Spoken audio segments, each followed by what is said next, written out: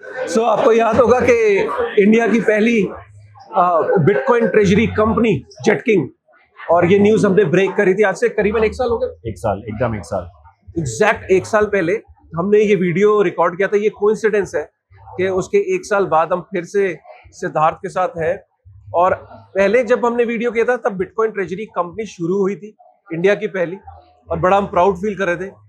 और उसके बाद काफी सारा बिटकॉइन जेटकिंग ने बाय भी किया, और जेटकिंग के स्टॉक ने जैसा एक्सपेक्टेड था उसको आउट परफॉर्म किया।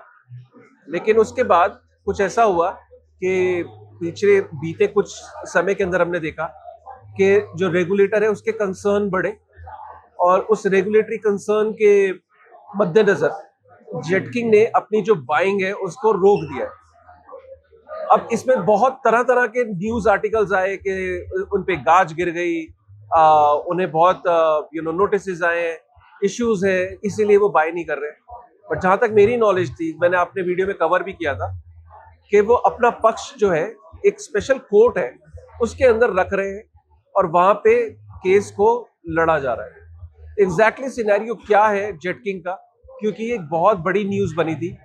और आज जो भी जेटकिंग के साथ आउटकम होगा वो फ्यूचर में निर्धारित करेगा, डिसाइड करेगा कि डिजिटल एसेट ट्रेजरी कंपनीज का फ्यूचर में क्या होगा, और क्या फ्यूचर में और कंपनीज को अप्रूवल मिलेगी, नहीं मिलेगी, या फ्यूचर में digital asset treasury companies India में हम देखने को मिलेगी या नहीं मिलेगी।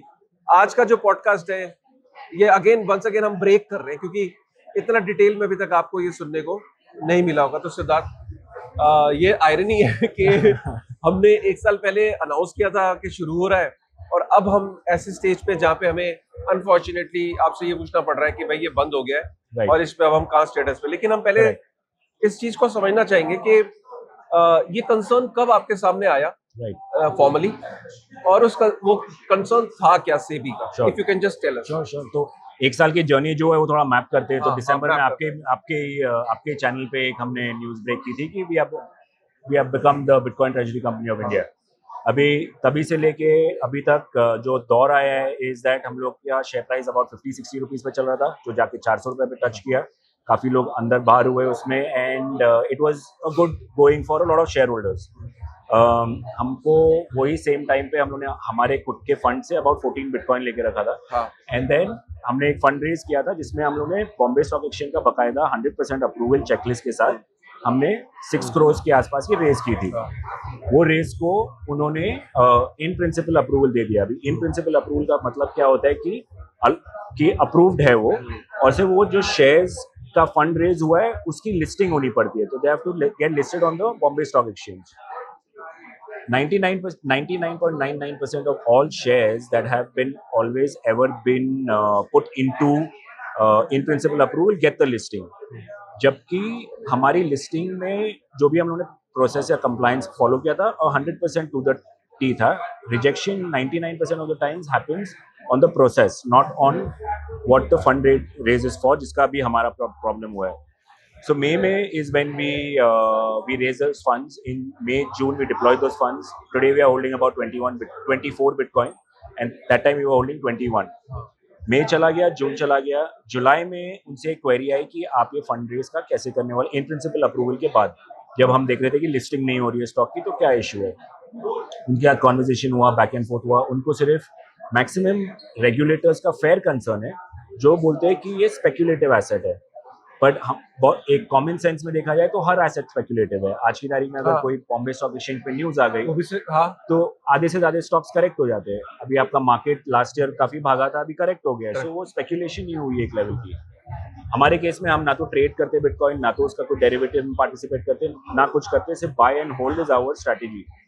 But they had a concern कि ये इतना बिटकॉइन रेज करेंगे, इतना कैपिटल रेज करेंगे, उसके बाद क्या, तो स्पेक्यूलेशन में चले जाएंगे। So we gave them the clarity कि हमारा ट्रेडिंग का कुछ ये लेना देना नहीं है। We are becoming the Bitcoin company of India, Bitcoin treasury company, Bitcoin learning company, और future will always be around Bitcoin and blockchain for JetKing। ठीक है, तो उन्होंने अप्रूवल दे दिया। फिर लिस्टिंग पे जब बात आई तो उन्होंने हमारा लिस्टिंग रिवर्स कर दिया, रिजेक्ट कर दिया, जिसको 15 कब किया? दिस वाज डन इन सितंबर। सो जब जैसे वो न्यूज आई उसके बाद 23rd September if I'm not mistaken is when we got the letter. जबकि लिस्टिंग हो जाती है 40 days के अंदर, ये 3 महीना निकल गया था, बैक एंड फोर्थ हो रहा था, and then we were giving them the clarification whatever that was required. वो होने के बाद 23rd को जब आया ये, तो हमने बोला this is not okay, this is not something, हमने सब क्लैरिफिकेशन दी है, इन प्रिंसिपल अप्रूवल आ गया है, और ये प्रोसेस को रिवर्स करना बहुत बहुत ही डेट्रीमेंटल प्रोसेस है फॉर एनी कंपनी. एक लेवल पे आप देखने जाओ तो ऐसा कभी नहीं हुआ है कि एक लिस्टेड कंपनी की 2 क्लासेस ऑफ शेयर्स हो गए अभी, एक लिस्टेड एक अनलिस्टेड. तो आज तक ऐसी कोई कंपनी नहीं है जिसने अनलिस्टेड शेयर्स लेके रखे, वो लिस्टिंग होना जरूरी है. तो हमने उसको अपील किया. सैट होता है securities appellate tribunal, where publicly listed companies, वो हाई कोर्ट की तरह ही होती है, पब्लिकली लिस्टेड कंपनीज जाके अपना अपील फाइल कर सकती है. हमने एक 350 पेजेस का अपील फाइल किया, एंड वो अपील में उनके जो रिजेक्शन ग्राउंड्स थे वो 3 ग्राउंड्स थे.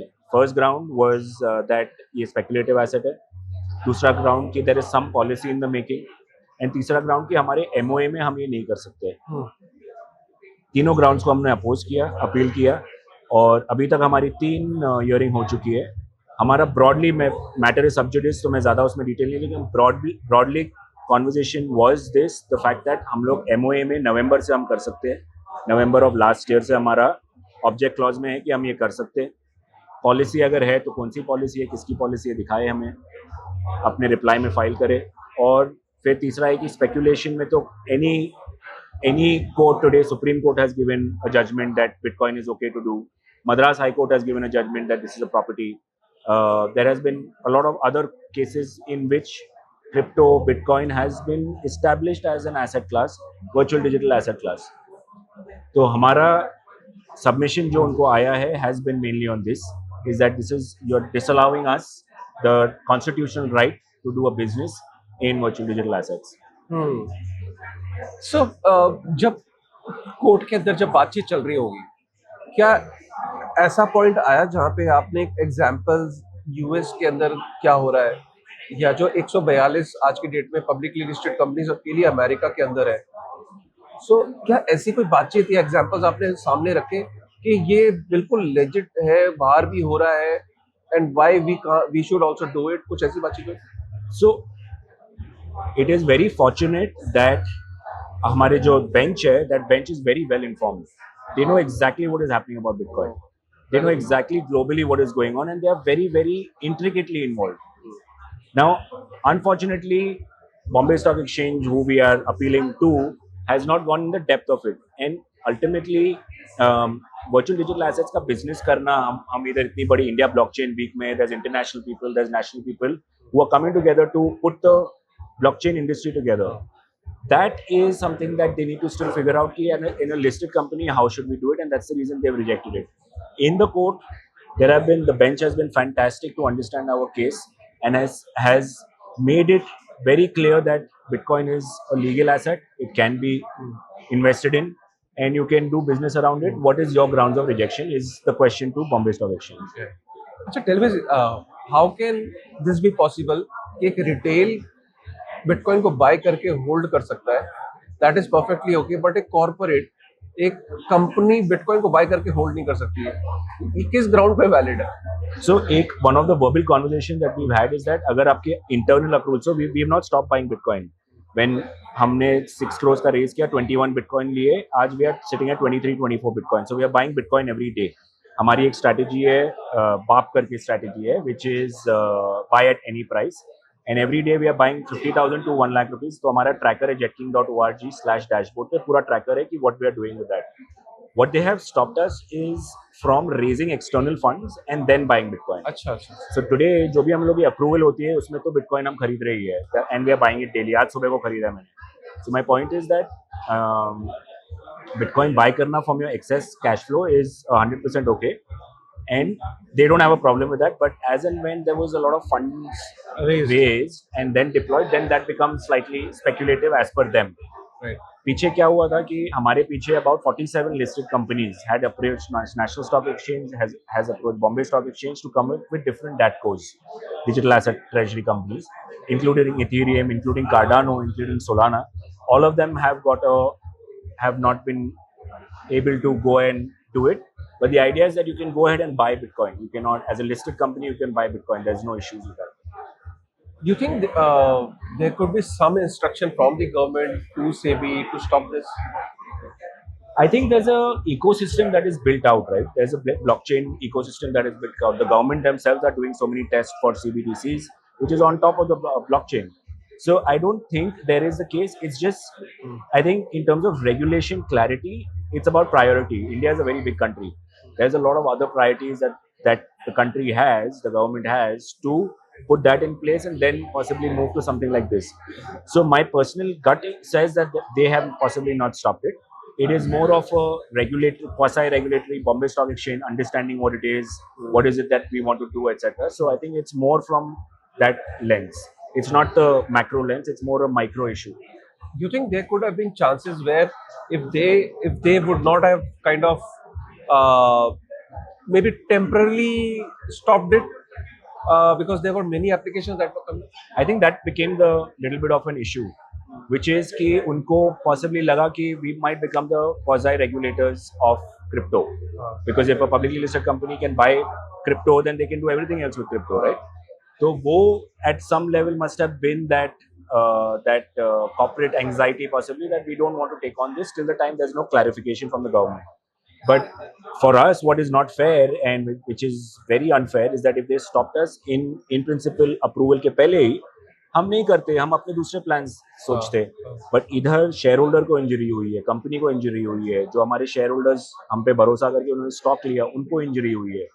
सो was this a oversight from their end? Was this something that they made a mistake about? Was this something that they were not prepared for? So even if that was the case, what is happening is we are getting impacted. Our shareholders are getting impacted. So they should have done that complete due diligence and then taken a decision. They gave us the approval, in principle approval में सब clarification देने के बाद they disallowed it, the listing. And that is what I think is the pain point. आपको क्या लगता है case अभी किस पड़ाव पे है, किस के अंदर से गट फीलिंग आ जाती है जिस हिसाब के आर्गुमेंट्स हुए होंगे राइट दोनों पक्षों के द्वारा, और ऐसे जैसे आपने बोला कि जो जजेस हैं वो भी काफी इन्फॉर्म्ड और इन्वॉल्व है, केस को बहुत ध्यान से देख रहे हैं, बिकॉज ये केस हो सकता है कि प्रेसिडेंट सेट कर दे फ्यूचर के लिए, कि बेस बना दे. यू थिंक एनी चांसेस कि आपके फेवर में ही आ जाए? So generally speaking, 6 months के अंदर SAT has to close the case, whichever, then it has to, it doesn't go to high court, जाता है सुप्रीम कोर्ट के पास. Ultimately हमारी next hearing 10 December की है, and we are quite positive that there will be a way out here, which is going to be the listing of this appeal that we've set up. Once this is possibly done, hopefully done, उसके बाद they might create a framework of how publicly listed companies are supposed to build this out. So they ये हो जाएगा, and I think hopefully this gets done. Once this is out of the way, they will come with a checklist, with a guideline, with a framework, with companies will have to follow in terms of how they look at Bitcoin as an asset class. फिर मेरा next question इस पे आता है कि अगर एक बार ये चेकलिस्ट आ गई तो फिर तो हो सकता है बहुत सारी कंपनीज इसमें एंटर करने लग जाए. बहुत अच्छा होएगा ना. Why not? मतलब फिर तो और रेप्यूटेड पब्लिकली लिस्टेड कंपनीज को ये रास्ता खोल रहे हो आप. yes. मेरे को खोलना है ये रास्ता. We need to.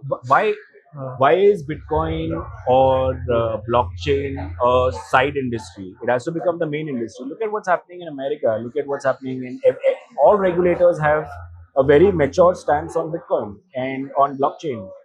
And why is there no clarity for us as one of the fastest growing countries, one of the fastest growing industries, one of the most active wallets in India in crypto? Why are we not getting clarity on this? And as a company, an old young company, 40 साल से हम Bombay stock exchange में, हमने आज तक उनके साथ कुछ ऐसा इश्यूज नहीं हुआ. Everything has been good. And for us to get stopped midway like this is, I think, unfair. And if we open up the tracks, I think 2,000 other companies on the Bombay Stock Exchange, on the National Stock Exchange, should have an exposure to virtual digital assets, because it's the future. It's the future of financial markets. So 100%. I think ये वो काम हो रहा है कि जैसे जब RBI versus crypto का केस मुझे याद आता है कि 2020 के अंदर जब वर्डिक्ट आया था एंड फाइनली क्रिप्टो जो केस था वो क्रिप्टो के फेवर में आया था। आई थिंक ये कहीं ना कहीं इसकी इंपॉर्टेंस उसी तरीके की है। बहुत सारी कंपनीज इसमें डैट्स में उतरना चाहती हैं बिकॉज वो ऑलरेडी माइक्रो स्ट्रैटेजी और ये सारी सक्सेस वो देख रहे हैं, और प्रोबेबली ये वाला जो केस है ये बेस सेट कर देगा आने वाले कल के लिए। जाते जाते सिद्धार्थ, एक छोटा सा ओपिनियन मैं आपका जानना चाहता हूँ, फ्यूचर ऑफ डैट्स जो इस टाइम एक एक्सट्रीम फंड चल रहा है कि माइक्रो स्ट्रैटेजी का जो शेयर डाउन है और उसमें ये जो जेपी मॉर्गन और एमएससीआई और ब्लैक रॉक मिलके जो इंडेक्स है उससे निकाल दिया। अगेन मतलब ये ऐसा नहीं कि आप फेस कर रहे हो, कहीं ना कहीं माइक्रो स्ट्रैटेजी यूएस में फेस कर रहा है, श्योर, डिस्पाइट द फैक्ट कि वहां पे क्रिप्टो प्रेसिडेंट है, वहां पे एमएससीआई उसको इंडेक्स से बाहर निकाल रहा है for no reason. Sure. You think that's के लिए रास्ते बहुत कठिन है आने वाले टाइम में, and but you are still hopeful कि फ्यूचर डैट्स का ही है, और बहुत सारी digital asset treasury companies US में भी होंगी, इंडिया में भी होंगे, पूरे वर्ल्ड में ग्लोबली होंगी। Correct. You think so I think ये पूरा industry is less than 36 months old. अगर आप देखने जाओ, strategy as a business started buying in 2022 तक उनका शेयर प्राइस इधर उधर ज्यादा कुछ नहीं हो रहा था ज़्यादा। लास्ट के एक साल में they saw phenomenal return and then now they corrected back down to the एमनैव। Ultimately it becomes a game of digital asset treasury हो गया, लेकिन डिजिटल ऑपरेशनल ट्रेजरी एक होती है। So which is the fact that एक बार आप डिजिटल एसेट बना देते हो, उसके बाजू में what is the operational business that you need today, that is the fight, right? They don't have an operational business is what the index wants to say, wherein they have an operational business, but the business of Bitcoin is larger than the operational business. That's the issue. Ultimately, I think it's all cyclical, it's all evolutionary. ये cycle में अभी ये आया है, JP Morgan targeted attack किया है इनको, and ultimately, I think Bitcoin is bigger than all of what is that is happening, and there's going to be an evolution where, at some stage, what MicroStrategy will become is a Bitcoin intelligence business. It will become a Bitcoin intelligence business end-to-end for corporate, for retail, for countries, for companies, all of them. And that they will evolve from there. And abhi to zyada nahi sunayega, but Mr. Saylor has faced a lot of issues in the beginning as well.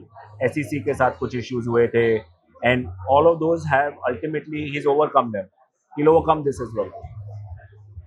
Right? I think guys, with this thought, thank you very much Siddharth. Thank you sir, always और अ मुझे pleasure. याद है कि एक साल पहले हमने ये रिकॉर्ड किया था। Yes yes. And I am sure कि जब भी न्यूज आए कोर्ट की तो आप वो हमें बताओ, हम break 100%। So that be great. तब ये लोगों को याद होगा कि इस पॉडकास्ट पे हमने ये बात करी। यस यस, वो एक माइलस्टोन था, ये दूसरा माइलस्टोन है, और तीसरा भी आपके साथ। Looking forward to it. Thank you very much. Thank you.